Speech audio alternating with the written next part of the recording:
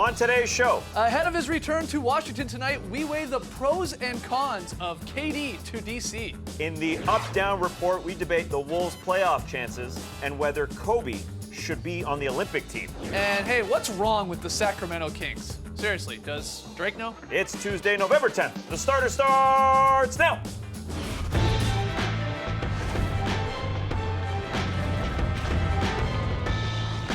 Good evening, sweet world, and welcome to The Starters. Whether you're listening to the podcast or catching us on NBA TV and or YouTube, we're happy to have you. I'm J.E. Skeets, alongside me, as always, Tass Mellis. Happy 15th day of the NBA season to you. To his right, also mine, international man of mystery, Lee Ellis. Friends. Lele. Lily, and finally, over at the internet, it's Starters blog editor, Trey Kirby. Heyo! Yo, TK, what help do you need from the fans today? Well, like you said, I'm here at the internet looking for your best tweets at #TheStarters, and we'll start with a quick shout out to Jay Merrifield, who made flamethrower chili for his co-workers today, but had to warn them that he's a spicy one. Good stuff, but more importantly, Drake sat courtside at the Kings game last night, chatting with owner Vivek Ranadive. On Instagram, he said Vivek was dropping gems as per usual, and that's where you guys come in. We need your help. Caption this picture, use #TheStarters, and we'll read some of the best responses later. Okay, what gems does Vivek drop? What kind of into gems Drake? is he dropping? All right, so we'll check back in with TK a little bit later in the show. We'll actually get to the Kings and the new drama surrounding that team a little bit later. But first, we got a huge game here on the network tonight. That is the Thunder and the Wizards. It's the fan night game. 7 p.m. Eastern, around there you'll get started. You'll have Ernie and the crew there getting you ready for that a little bit later tonight. This is a big game, big game. Kevin Durant quoted yesterday as saying he wants this game just to be sort of a regular old road trip game, but that doesn't really seem possible. Let's be honest here. The Wizards, they welcome him home again, and it's really their last sort of recruiting pitch, if you want to call it that, to get him to sort of join the team in the summer, at least when it comes to the fans. They were out in full force the last time he was there with all the signs and the shirts and KD, come home, come save us. And KD said a lot to say about this and actually sort of said, like, it's sort of disrespectful in a way, doing things like that because you're sort of not cheering on your own team. So let's just start with that first. Do you find that the Wizards fans campaigning is in a way wrong or disrespectful? What's your take on that? No, but I do think this says something about Kevin Durant. If there's one old school guy still left in the league, I think it's KD. Because he is the one guy I think that wouldn't mind having OKC on his chest for his entire career, and that's what he thinks about primarily. They're obviously going to cheer. Of course they are. Are they going to cheer extra loud? I guess so. And you don't blame them? No. Why would you blame them? No, cheer. I think they should cheer less. They should cheer. No, obviously they can cheer as much as they want. Taking it seriously? Fans want superstars. That's totally understandable. And he is a superstar. He's a franchise-altering player. It's not disrespectful to me because they're not saying we want him instead of John Wall or instead of Bradley Beal. They want him to in join addition them. to those two guys who are almost all-stars in Bradley Beal himself as well. So, again, fans want their hometown players playing for them, winning for them. What are they going to do? Sit on their hands and say, no, we'll just wait until he's out of contract and then worry about it then. They want a star, he's a star. Yeah, I do feel for KD a bit because here we are in November. We're about 248 days until he has to make a decision. I don't know when the moratorium period ends, but we're talking about 248 days, and he's going to be asked basically every single day. It's only going to get louder and louder and louder, this possibility of him leaving when we get up to July 1st, 2016. I mean, and no way around it. And I don't think he's made a decision. I don't think he really thinks about it whatsoever. No, That's for late June for him to think about it. And it kind of stinks that people are in his face, but he's done a good job with it so far. It's up to us to think about it and talk about it, though. And I'll ask you this. Do you think the Wizards do present a great opportunity? Let's say even ask a greater opportunity than possibility staying of OKC, of him getting a ring, going to the East, joining, as you said, Wall and Beal. Is that a better chance? I think OKC is a better chance. I think John Wall's going to get some MVP votes this year. Him and Beal, an incredible backcourt. But he's already got an MVP-type candidate on his team in Westbrook and a Defensive Player of the Year candidate in Serge Ibaka. They don't have that in Washington. Then you go down the line, the Thunder roster, a Cantor, a guy who can go 20-10. I think that team is a better team than the Wizards if you want to compare it right now. His home place is Washington, but his professional home is Oklahoma City. And why would he want to leave that right now when he's got that great situation? He's got Russell Westbrook, who he knows is an all-star and an MVP candidate. Serge Ibaka, he's been there for a long time. He's a fringe all-star himself. They've just made some improvements by getting Enes Kanter coming along. Steven Adams is showing improvement. I think everything that Kevin Durant wants to win a title is in Oklahoma City, even though he is in the Western Conference. Do you think, though, the possibility of him signing maybe a 1 or 2 year deal, let's say he wants to stay in OKC, but he would maybe do that type of shorter term deal because not knowing what Westbrook and even Ibaka for that matter are going to do the next year from there? Or does he talk to him and say, look, are we all in this together? Yeah, we're going to do this again? We're going to go 4 or 5 years, 6 years here and try at this again? What do you think there? Will he have that conversation? Or does he go even just for financial reasons, a shorter term deal to get more money when he gets in sort of that 10 veteran year mark money? Well, I think people we saw this year tend to take the security. And we thought going into last year's offseason, guys are going to sign the short term, 1+1. Nobody did that. Well, I mean, LeBron did. Yeah. Sure. He's a special case. He is quite the special case. Durant would be very close to LeBron in Yeah. terms of special cases. That's true. I mean, Durant missed so much time last season due to injury. He's probably got that in the back of his mind as well, that the longer-term contract gives you a bit more security just in case things happen like that again. Even though he's the sort of player that I think if he was to miss another season, teams would still throw max money at him. Well, we because saw what he's- happened with Wesley Matthews even. Yeah, exactly. Right. So I don't think that will really affect him too much. But seeing LeBron do it, I think that he probably will talk to LeBron about it and see, hey, what do you think? What should I do? I was going to ask you, where does this, in your opinion, differ from the whole LeBron going home, going back to Ohio there? We had people running out on the floor with shirts that literally said, LeBron, come back.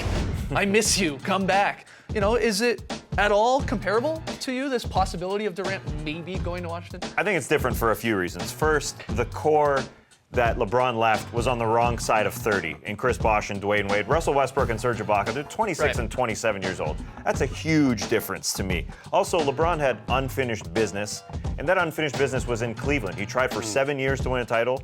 That didn't happen. Kevin Durant's unfinished business is in Oklahoma City, so I think that's very different.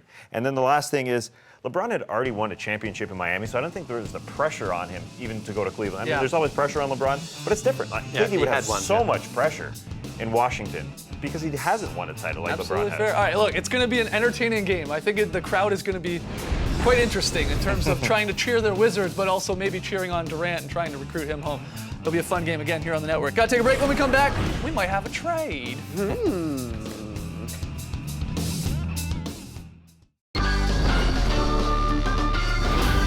Welcome back to the Starters, into the Up-Down Report, where the four of us figure out where we stand on some hot-button NBA topics. We ask you to do the same. Chime in on Twitter, hashtag the Starters, thumbs up or thumbs down, thumbs up or thumbs down, just like that. First one, guys. Good practice. We might have ourselves a trade. Woj tweeting this earlier today that the Grizzlies and the Heat possibly have worked a little deal here with Mario Chalmers going to the Grizzlies along with James Ennis in exchange for Beno Udrih and Jarnell Stokes, also second-round pick, could be involved. Now, look, this isn't official yet. But it could be happening. Let's just look at the Chalmers side of things. Are you guys thumbs up or thumbs down on the Grizzlies acquiring a guy like Chalmers? I'm all thumbs up. I'm going thumbs up as well. Flip it, Lee. Are you guys good? Yeah. Yeah, there you go. Finally, he figured it out. Yeah, way to go, Lee. Thumbs up. These thumbs are up, yeah. I figure that, I know it's a backup point guard situation, and why would you trade Beno Udrih when you've got a really good, capable backup point guard? But I think the Grizzlies are acquiring Mario Chalmers not only to be their backup point guard, but in a pinch, in fourth quarter situation, I think he's going to play alongside Mike Conley instead of a guy like Tony Allen, because their problem is three-point shooting and perimeter scoring. You take Tony Allen off the floor, you put a guy in like Mario Chalmers, he has the threat of scoring a He's basketball. 9% from three-point range. I know he's struggling struggling right now. He is struggling right now. But you look at the championship seasons with LeBron and Wade, he was fantastic during those years. And that's what they're looking for. I think it's not only to back up Mike Conley, but to play alongside him. See, I kind of think Beno Udrih is a little bit better player, so that's why I'm down on this. Plus, the Heat are saving money. I think they're winning both sides of the trade. That's why I'm down on the Memphis side. Chalmers is better defensively, though. Yeah, the Grizzlies are fine on defense, though. They don't really need more defense, do they? No, I think the Grizzlies have tried to mainly done this trade because they've started off so badly. They need to shake things up a little bit. They get Chalmers in instead of Udrih. I don't think it really makes that much difference to either time. Financially, yeah, sure, the Heat save money, which is great, but really, the balance of the power in the East and West is... Monday night, they lose a 2-point game where they shot 2 of 13 from three-point line. I think Chalmers can sort of shift that. I think the Grizzlies look back to normal. I think Beno already. Udrih is a more composed point guard, even though Chalmers, we know, is shooting badly at the moment, can be a better three-point shooter. Not right now, though. And that's the most anyone's going to talk about that trade right here on the Stars. All right, next Unless one. he hits some big shots. All right, up or down on this one. Down at the Fortress last night, I was here for a crazy game, or I was in attendance. The Wolves blew a 34-point lead before, in the end, snapping the Hawks' 7-game winning streak with the 117-107 victory. Andrew Wiggins went on. He had a great game, his second game in a row, an unbelievable game. Hit 7 straight to pull out the victory. They're now 4-2. They've won 4 games on the road. So yes, it's mid-November, early November.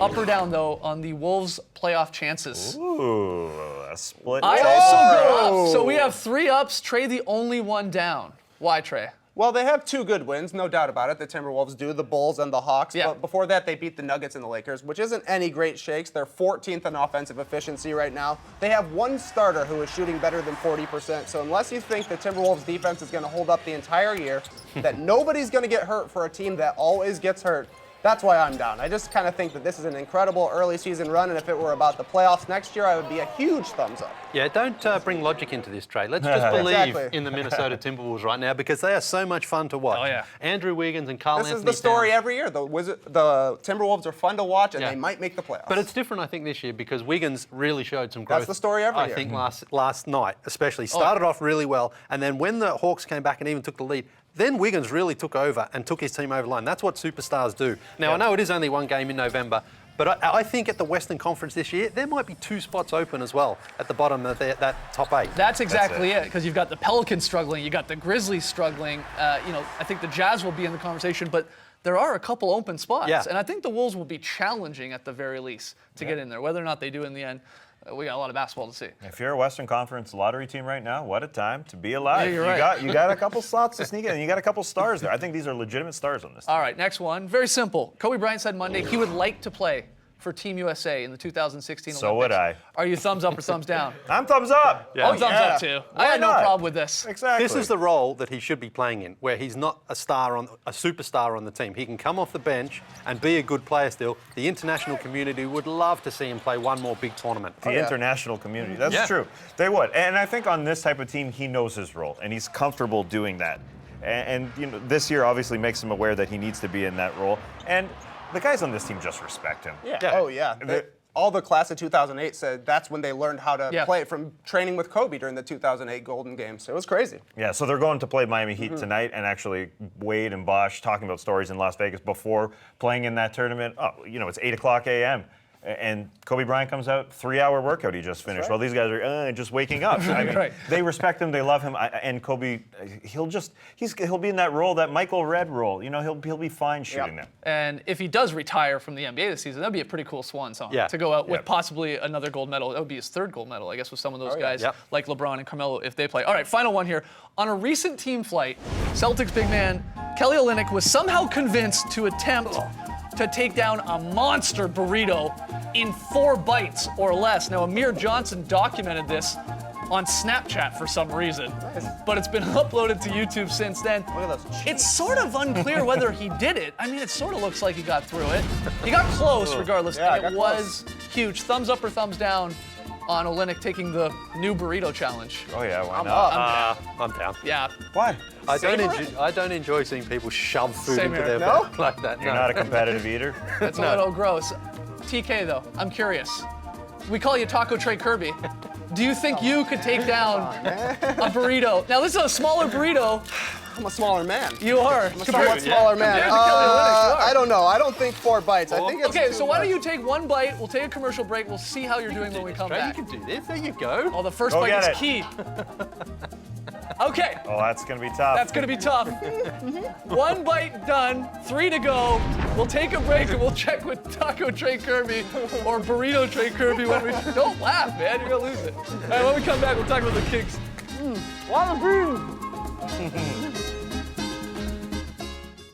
I'm a traveling man, doing all that I can. Back with the starters. There he is, Durantula, getting ready for tonight's Fan Night game on NBA TV. Thunder and the Wizards. Katie's homecoming.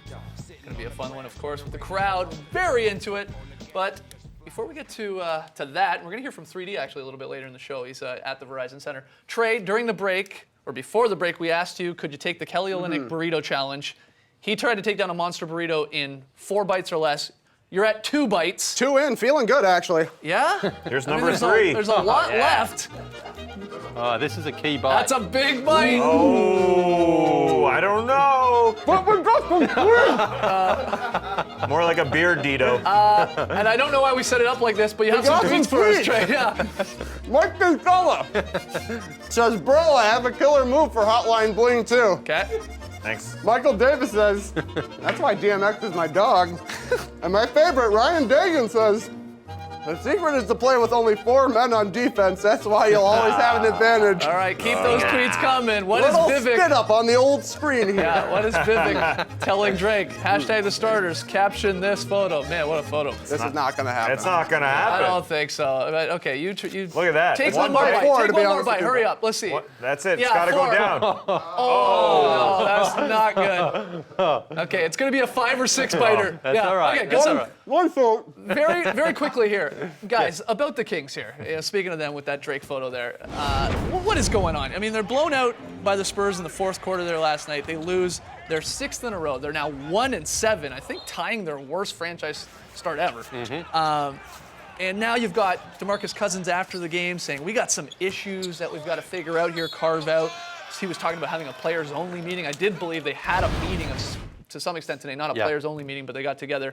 What seems to be the problem to you here with this squad? Well, last night, I think it's quite respectable to lose to the San Antonio Spurs in a close game into the 4th quarter. They're only down 3 points. I don't really get DeMarcus Cousins telling people that they need to have a players-only meeting. Well, that's Just do it. You don't need to tell the media Yeah. that you're going to have a players-only meeting. That's why I'm sort of confused. And that the issues are on court and only on court. Well, then have a meeting about it. I don't understand talking to the media about your problems. Yeah, those things you do have to keep in the locker room. Doesn't do anyone any favours if you wear that dirty laundry out there. But the big concern is that I think with George Karl, they're losing more than just games right now because he's losing his team a little bit. I don't think they have a great identity. I don't think, even though DeMarcus was out with 4 games with that Achilles injury, it doesn't help. But he shuffled the lineup around so much. I don't think guys know exactly what their roles are and what's been defined. And I think that's a big problem. I think you're right. I think that's what DeMarcus is saying here. He's saying we don't understand what coach is doing because they've had 6 different starting lineups. I'm not saying whether it's right or wrong. No, but when he says, he was asked, will winning fix these issues? He said, well, I feel like when those issues are fixed, the winning will come. Yeah, okay. But that's a players-only meeting will solve the coaching issues? Like, it doesn't really make sense. None of it makes sense. I think he is, as the leader of the team, is saying, I think the guys are frustrated. We don't know how many minutes we're getting from night in to night out. We don't know who's starting. Again, 6 different starting lineups already. That is a little crazy. Yeah. Ben McLemore, a guy that was a young guy, showed some promise last year, was getting good minutes last year. Now suddenly you don't know if he's getting 10 or 20 this year. Yeah. There is, look, I think you're right. They've sort of, George Karl maybe has lost this team already. And is it a surprise with this squad? No. Oh, That's really? the problem, because it came in last season. That's how it sort of ended last season. They were all in a bit of it was chaos then, and it's just sort of filtered through to this season already. And they've got new players in there, sort of older players who don't really know what their roles are as well. And then you start losing games on top of that, and they haven't looked great in many of those losses as well. To be fair, Is it too early to freak out, though? Is it too early? With the Kings, to be 1-7. The thing is with the Kings, again, we talk about in the Western Conference, you need 50 wins to get to the playoffs. They're already 1-7. Who thought they were going to make the playoffs? Well, they did. They did. They did. Maybe that was part of the problem. That's the problem now. You're already treading water just to get back to 500. There's no need for DeMarcus to go to the media with it. And I think he was just frustrated. He was 5 of 20 in the game. Yeah. It makes, All right. yeah. All right, when we come back, maybe we'll get Trey another burrito. Maybe not. Yeah, I need another one. We'll hopefully hear from 3D, and we'll hopefully get to Lee's very solid play tonight. Come on back, you watch the starters.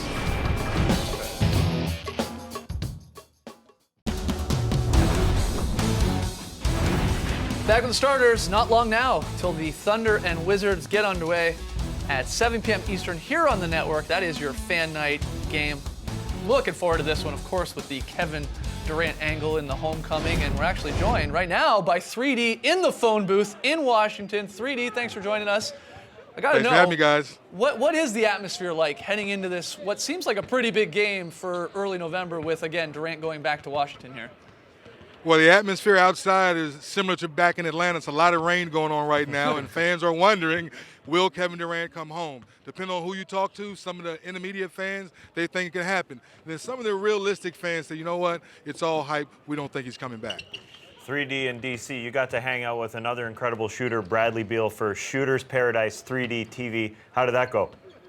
It went very well, and what was interesting about the interview, guys, Bradley Beal has two older brothers and 2 younger brothers, and they all play football. There are 280 pounds, 300 pounder linemen, and here Bradley is, 205, 210 soaking wet, and he's playing basketball. So make sure you watch the interview on 3D TV coming up soon. Awesome. He's a big boy, though. That's a big 205. Yes.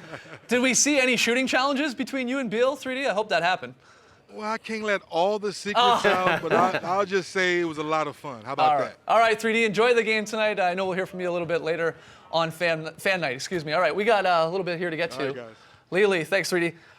Very solid play tonight. Where are we going? Where are you taking us? We are going to Golden State, and we have a new category to add to the very solid play. This one is called a pinball machine play. Just watch the ball doink around here in Golden State. Everyone gets a touch. Steph, back to Clay, over to Leandro for a 3, and that's beautiful. It's not quite a swish bomb. A swish bomb would have made it perfect, but just look at this ball fire around the perimeter. Pinball machine play? You take it. That's what I call a very solid pinball machine play. Oh, a little wordy. Yeah. That was beautiful, Lee, but we also had an unsolid play last night, and we're going back to Sacramento. Haven't been there enough. Tim Duncan gets blocked, and then he's rumbling, bumbling, stumbling, fumbling, and then finds Kawhi Leonard for the backdoor cut and the dunk. This is even a bounce pass on the Spurs. I would have liked the layup, but this is good enough, and that's what I call a very unsolid play. Awesome. That's Tess, beautiful. Tess, you got anything? Sure. Here's some very solid refereeing. I don't, unfortunately. Don't have enough time. Okay, all right. Tonight's Pick'em plays 3 of us, myself, Lee, and Trey, like the Milwaukee Bucks. Taz says, no. I'll take the Celtics. A reminder, at the end of the month, whoever has the worst record, it looks like it's going to be me. We'll be doing something weird or embarrassing here on the show. So, yeah, I can't wait for that. Get your suggestions in, by the way. We don't have anything, for that Pick'em payoff determined yet. So hashtag the starters. Whether you think I should be hanging upside down doing the show, Eat a burrito in 4 bites. eating a burrito in probably 40 bites for me, let us know again on Twitter, hashtag the starters. All right, so stick around. Coming up next, it's the FanDuel Fantasy Tip-Off with Jared Greenberg. G-Bomb's going to get you ready for all your FanDuel lineups. We didn't actually get a prediction for tonight's Wizards-Thunder game. Who do you like? I think KD feels great. Dropping 36. Wow, you're going to give me the win. number. Yeah, I'm going with Thunder as well, especially if Beal doesn't play. Okay. I'm also Thunder, but I think it's 44 points for Durant, actually. Okay. That's a reasonable number. Because I'm wrong about everything here, I'll take the Wizards at home. We'll be back tomorrow, 7 p.m. Eastern. Double here or on the network. nothing on the pick and play. Thank you very much for joining us. And remember, as Lisa Brown once said, a better name for a baptism is a baby shower. Brace the night, people.